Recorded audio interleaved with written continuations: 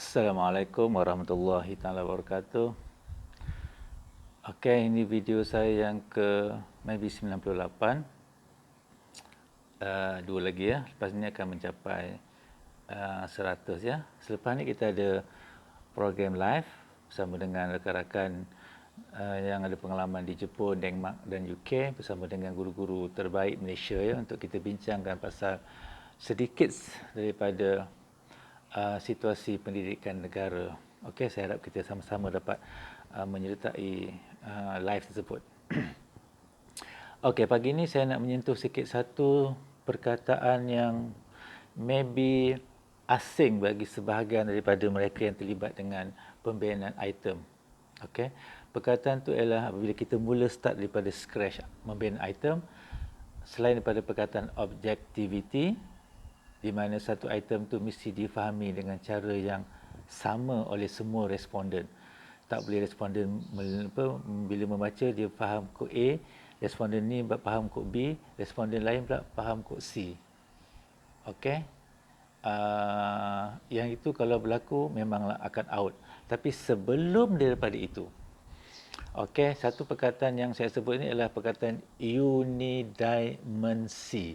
Unidimensional. Okey, unidimensionality. Semua item mestilah satu dimensi. Apa maksud dimensi? Sama ada dia mengarah kepada positif, okey, ataupun dia mengarah kepada negatif. Sudah pastilah bila kita cerita pasal dimensi tu, semua item mesti mengarah kepada arah yang positif. Okey, jadi bila kita membina item, bila kita membaca item, bila kita nak komen item, kita kena letakkan diri kita dalam keadaan satu dimensi sahaja. Okey, contohnya kita nak tanya pasal, katalah pasal melaksanakan PKP. Dan saya letakkan diri saya dalam keadaan positif. Maksudnya satu dimensi yang positif. Apa maksud dimensi yang positif tersebut? Dimensi yang positif bermakna apa saja soalan yang berkaitan dengan PKP dari segi aspek positifnya saya setuju ataupun sangat setuju. Contohnya PKP membantu mempercepatkan pemulihan situasi pandemik COVID-19. Saya tulis sangat setuju. Satu dimensi, sangat setuju. Saya tak setuju ke, saya setuju ke, itu cerita lain. Tapi saya letakkan diri saya dahulu. Sebagai orang yang mereka item daripada scratch, saya kena letakkan diri saya dalam satu posisi dulu. Dan posisi yang paling baik adalah posisi positif. Kerana positif, sebab kita berfikir secara positif. Jarang orang berfikir secara negatif dahulu. Dia fikir secara positif. Okey? Bila dia pergi satu tempat tu, dia nak tempat tu terbuka. Bila dia jumpa dengan orang tu, dia nak orang tu ada. Bila dia bercakap dengan seorang, dia nak orang tu setuju dengan dia. Itu semua situasi positif. Okey? Soalan pertama. Soalan kedua, item kedua. Contohnya, okey, PKP adalah latihan kepada masyarakat untuk mematuhi peraturan ketika keadaan pandemik. Sangat setuju. Okey? Jadi semua item tu kita buat supaya dia bentuk sangat setuju. Supaya kita boleh tahu mana item yang kadang-kadang dibuat secara negatif. Ya, contohnya item ketiga. Okey?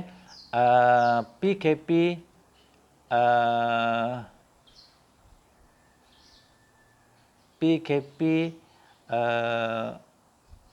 memberi ruang kepada peniaga untuk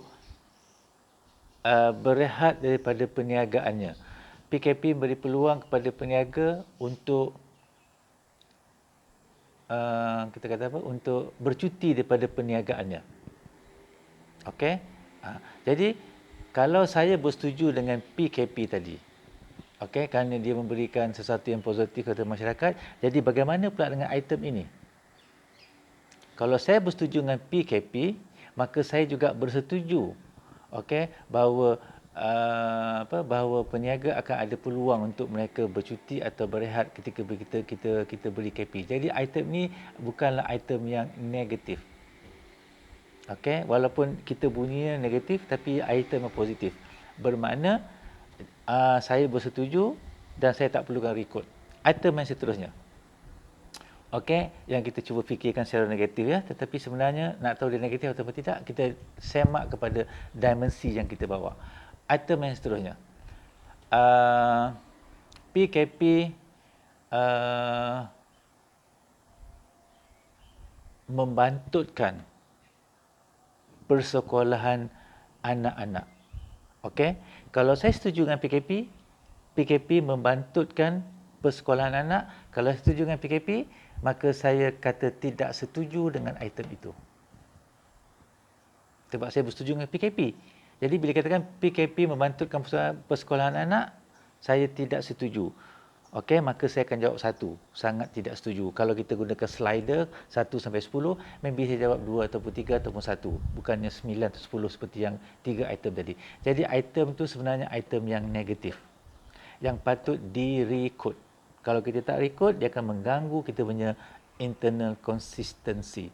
Jadi nak tahu mana item yang negatif dan positif bukan melihat ayatnya negatif atau ayatnya positif, tapi maksud dimensinya kepada orang yang bersetuju. Okey. Item yang seterusnya. Jadi kalau item yang macam tu, kita tukarlah. Kalau kita nak dia menjadi negatif, tukar. Kita tukar PKP memberi peluang guru menggunakan kaedah online untuk meneruskan pembelajaran. Tulis kita sangat setuju. Faham tak ni? Okey, supaya anda tak keliru. Kalau tidak anda keliru, ini positif ke negatif? Anda anggap ini positif, sebenarnya negatif. Jadi nak tahu positif negatif, letak kita pada satu dimensi dahulu. Okey, kita setuju tak setuju cerita lain, tapi letakkan kepada persetujuan, kepada apa yang ditanya, konstruk yang nak ditanya tu. Okey. Jadi itu cara kita menilai kuesioner. Bukan tengok ayat tidak, itu negatif pasal record. Habis kita kelang kabut sebenarnya, mana yang positif, mana yang negatif. Okey, tetapi tidak bermakna orang di luar sana, responden sana semuanya positif. Tidak maksud begitu. Tapi bila kita buat pengukuran, tentulah kita mula dengan 0 sampai 12, katakan satu kaki. Tak boleh kita berikan pengukuran 12 jadi 0, terbaliklah pula. Jadi mesti satu dimensi supaya dia tak mengelirukan responden. Katalah responden ni jenis tak setuju. PKP adalah satu langkah baik untuk mencegah COVID-19. Tak setuju. Okey, ada cara lain lagi kenapa nak halang kami duduk rumah? Okey, tak setuju. Tak apa, ada orang macam tu. PKP memberikan cuti kepada peniaga daripada meniaga. Tak setuju.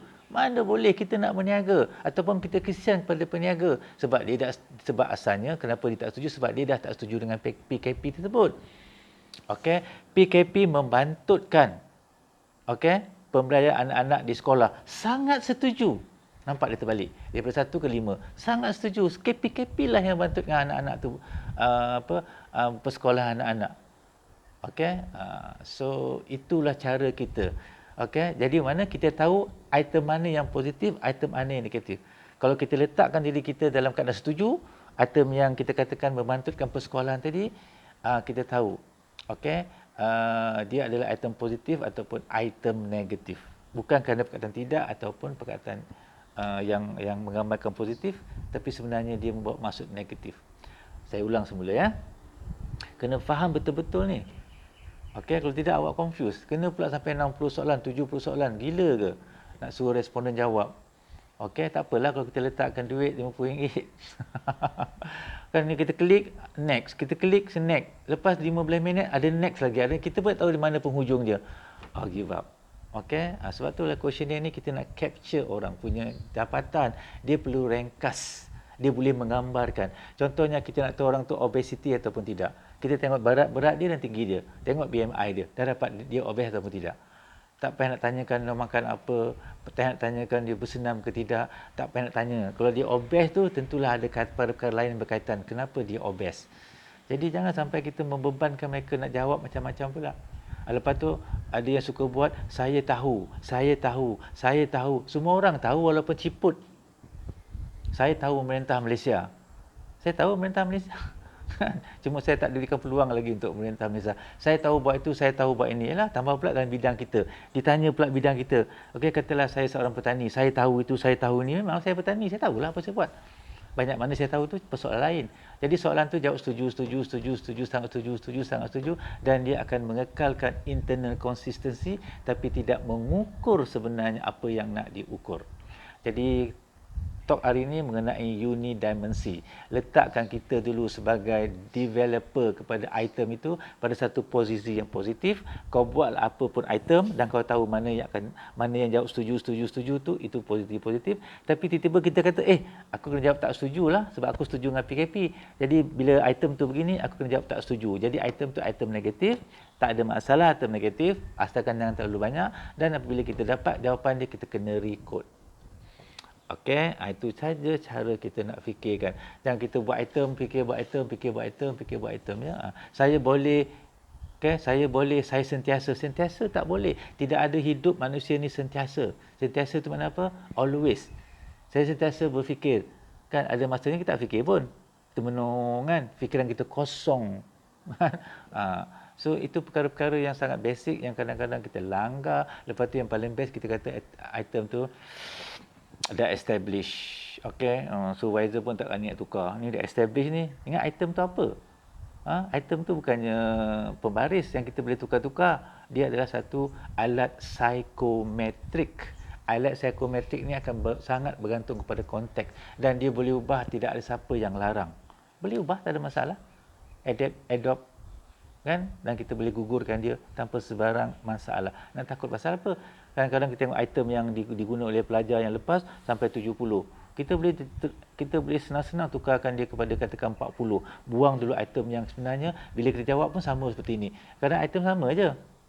Sama je item tu. Okey, dia punya maksud dia tidak membawa satu benda yang baru untuk diukur. Jadi konstruk sampai 13 satu konstruk. Satu konstruk dalam 7 8 pun cukuplah ni sampai 13 14 5 sampai 20 satu konstruk. Nak ukur apa benda satu konstruk tu banyak sangat. Okey.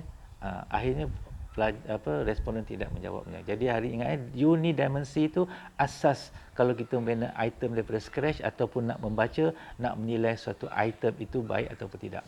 Okey, unidimensi. Assalamualaikum. Okey, jumpa pukul 10. I love you. Bye-bye. Muah.